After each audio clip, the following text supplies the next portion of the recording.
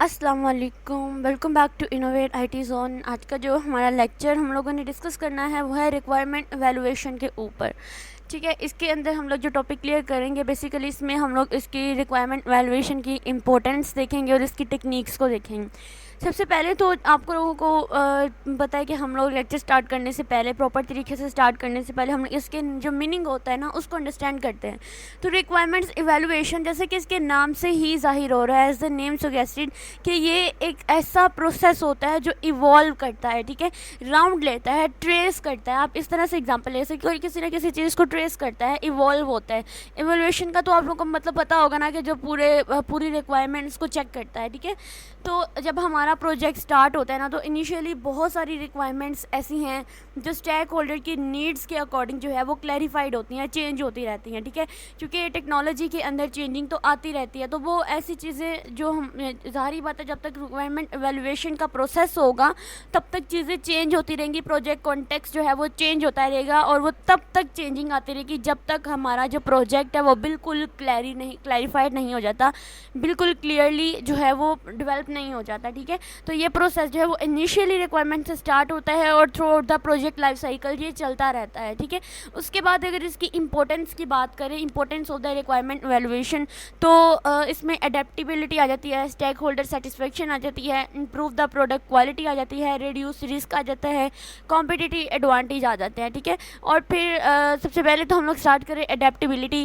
अब इसके नाम से भी जाहिर है कि अडेप्ट करना किसी चीज़ को। ठीक है, तो ये क्या करता है कि हमारे जो रिक्वायरमेंट एवेलुएशन की ये वाली इंपॉर्टेंस में बेसिकली इसमें क्या होता है कि मार्केट कंडीशन के अंदर या जो भी हमारे हालात चल रहे होते हैं, या स्टेक होल्डर की जो भी नीड्स होती है ना, उसके अकॉर्डिंग जो है वो जो चेंजिंग करता है हमारा रिक्वायरमेंट जो है एवेलुएशन, इस चीज़ को अलाउ करता है। इस चीज़ को कहता है कि तुम हालात के मुताबिक खुद को डाल लो। ठीक है, जैसे अगर मैं व्हाट्सएप की एग्जांपल लेती हूँ, तो हमें ज़रूरत पड़ गई, हम व्हाट्सएप यूज़ करते थे तो हमें ज़रूरत पड़ गई, इसके अंदर हमें कॉल भी करनी चाहिए, हमें वीडियो कॉल भी करनी चाहिए।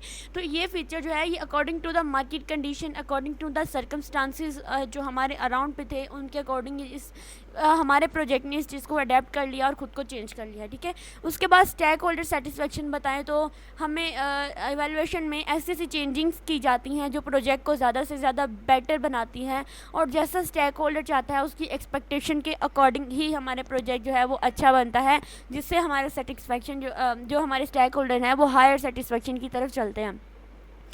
उसके बाद अगर इम्प्रूव प्रोडक्ट क्वालिटी की बात करें, तो इसमें क्या होता है कि हमने जो रिक्वायरमेंट्स ली होती हैं उनकी क्वालिटी जो होती है ना, ये जो प्रोडक्ट हम इसके अंदर यूज़ करते हैं वो बहुत ही ज़्यादा इम्प्रूव होनी चाहिए, बहुत ज़्यादा इम्प्रेसिव होनी चाहिए, यानी जैसा यूज़र चाहता है बिल्कुल वैसा ही, यानी क्लोजली अलाइन की जानी चाहिए विद द यूज़र नीड, ताकि यूज़र की सेटिस्फेक्शन जो है वो बरकरार रहे। उसके बाद रिड्यूस रिस्क करता है कि यानी जब, जाहिर बात है, जब हम लोग बार बार उसको एवेलुएट करेंगे through out the project life cycle, जब ये प्रोसेस चलता रहता है तो इससे रिस्क के जो खतरात होते हैं ना वो बहुत ज़्यादा कम हो जाते हैं। ठीक है, रिड्यूस कर देता है रिस्क को। ठीक है, और ऐसे ऐसे अंदर से चीज़ों को निकाल देता है जो हमारे प्रोजेक्ट के लिए रिस्की हो सकते हैं और हमारे स्टेक होल्डर की मीट के अकॉर्डिंग, यानी एक्सपेक्टेशन के अकॉर्डिंग मीट नहीं कर रहे होते।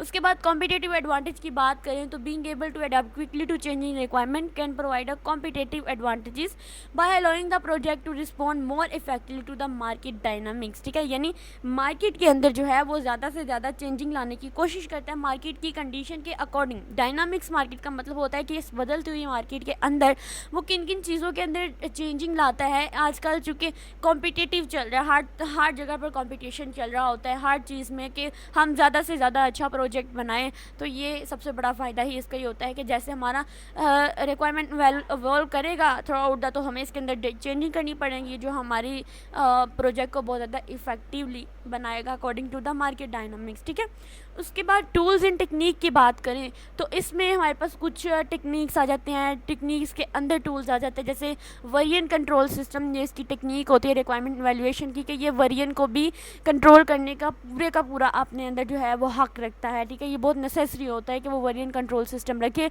इसके लिए कुछ टूल यूज़ किए जाते हैं जैसे गिट है। ठीक है, और ये क्या करता है कि रिक्वायरमेंट्स के लिए जो वेरिएंट्स होते हैं ना उनको चेंज करता है उनके डॉक्यूमेंट्स के लिए।